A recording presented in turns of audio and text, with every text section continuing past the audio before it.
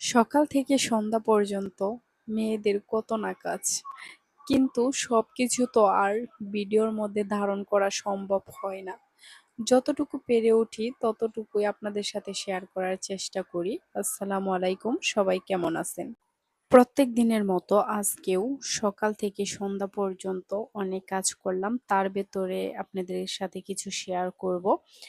এই যে দেখেন, সকালবেলা ঘুম থেকে উঠেই রান্না বান্না শেষ করলাম। ছেলেকে ঘুম থেকে তুলে ব্রাশ করিয়ে দিলাম। তারপর খাওয়া দাওয়া শেষ করে এখন ওকে রেডি করছি স্কুলে নিয়ে যাওয়ার জন্য।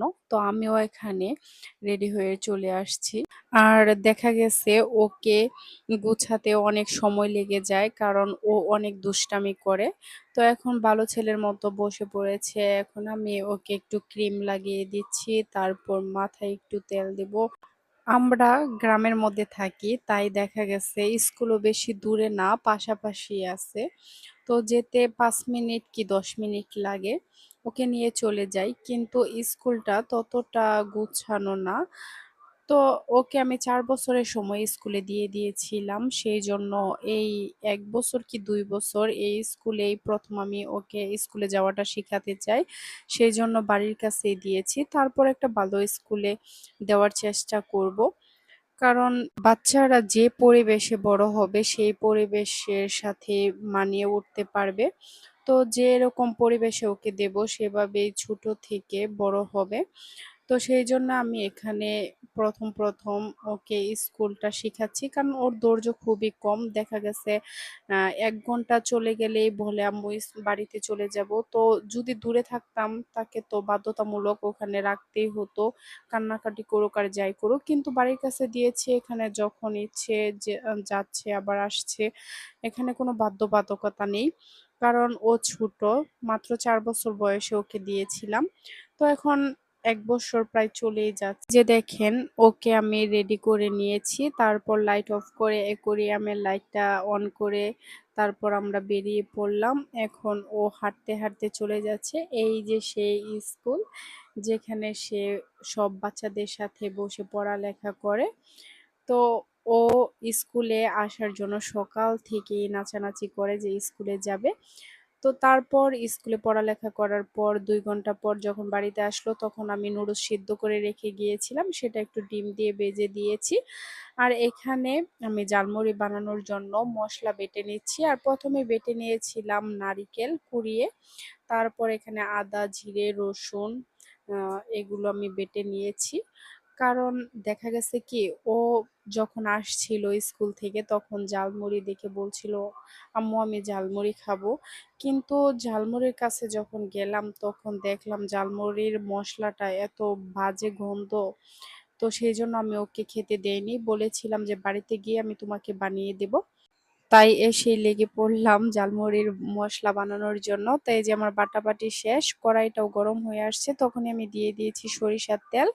আর এখানে দিয়ে দিলাম বাটা মসলা। তো এটা কিছুক্ষণ আমি ভেজে নেব, যাতে কাঁচা গন্ধটা চলে যায়। আর দেখা গেছে যে এই বাড়িতে যে মসলাগুলো বানানো হয় সেটা কিন্তু স্বাস্থ্যসম্মত। কারণ আমরা এটা কিন্তু খুব ভালোভাবে বানাই, যে নিজের বাচ্চাদের কথা চিন্তা করে। সেইজন্য সবসময় বাড়িতে বাচ্চাদের খাবার বানিয়ে দেওয়ার চেষ্টা করবেন। আর এই যে দেখেন, আমি নারিকেল বাটাটা দিয়ে দিয়েছি। এটাও আমি ভালোভাবে ভেজে নেব।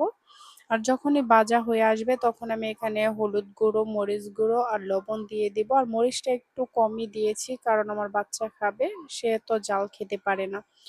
যখনই এটা ভালোভাবে ভাজা হয়ে আসবে তখন দিয়ে দেব বিরিয়ানির মসলা। এটা দিলে একটা ঘ্রাণ অন্যরকম আসে, সেইজন্য আমি দিয়ে দিলাম। আর এই নারিকেল বাটা দিয়ে আপনারা এই ঝালমুড়ির মসলাটা বানিয়ে দেখবেন, খুবই ভালো লাগে। আর কিছুক্ষণ ভাজার পর আমি পানি দিয়ে ভালোভাবে কষিয়ে নিয়েছি। তারপর আবারও আমি হালকা একটু পানি দিয়ে ভালোভাবে কষিয়ে নেব, যতক্ষণ পর্যন্ত না উপর দিয়ে তেলটা বেশি আসে। তারপর এখানে আমি ঢাকনা দিয়ে কিছুক্ষণ ঢেকে রাখবো। আর এই নারিকেল বাটাটা দিয়ে মসলা বানালে খুবই ভালো লাগে। আর এর সাথে যদি একটু সরিষা বাটা দিতে পারেন তাহলে কিন্তু আরো ভালো লাগবে। এই যে দেখেন, বলতে, বলতে আমার মসলাটা প্রায় তৈরি হয়ে গেছে। এই যে দেখেন, উপর দিয়ে তেলটা চলে আসছে। তারপর আমি নেড়ে চেড়ে এই যে দেখেন মশলাটা কিন্তু খুব সুন্দরভাবে হয়ে গেছে আর কালারটা কত সুন্দর আসছে। এটা কিন্তু আমি অল্প করে বানিয়েছি, আপনারা বেশি করে বানিয়ে রাখতে পারেন। আর এটা ফ্রিজে রাখলে অনেক দিন পর্যন্ত খেতে পারবেন।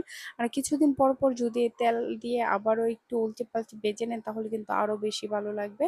আর এটা কিন্তু আমাদের কাছেও খুবই ভালো লাগে, কিছুদিন পর পরই বানাই, কিন্তু আপনাদের সাথে শেয়ার করা হয়নি।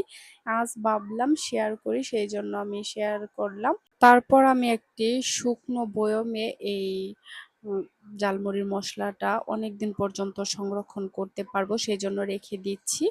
আর এই মশলাটা জানেন তো, যারা ঝালমুড়ি বিক্রি করে সবারটা না, মাঝে মধ্যে এমন কিছু মানুষে ঝালমুড়ি নিয়ে আসে যে এই মশলাগুলো খুবই বাজে গন্ধ হয়। সেই জন্য বাচ্চাদের দিলে খুবই ভয় লাগে, কারণ দেখা গেছে গ্যাসের সমস্যা হতে পারে, পেট খারাপ হতে পারে। সেই জন্য এই মশলাটা বাড়িতে বানিয়ে দেওয়াই খুব ভালো। আর আমি আমার ছেলেকে বলেছিলাম, যেভাবে বলেছি সে সেইভাবেই বলেছে, আচ্ছা মা আমি খাবো না, কারণ এগুলো ভালো না। আর ও কিন্তু অসুস্থতাকে খুবই ভয় পায়, কারণ ওর যতবার অসুস্থ হয়েছে ততবারই ওর খারাপ অবস্থা হয়ে গেছে। সেই জন্য অসুস্থতাকে খুবই ভয় পায়। সেই জন্য আমি বাড়িতেই ওকে কথা দিয়েছিলাম, সেই জন্য বাড়িতেই বানিয়ে দিয়েছি।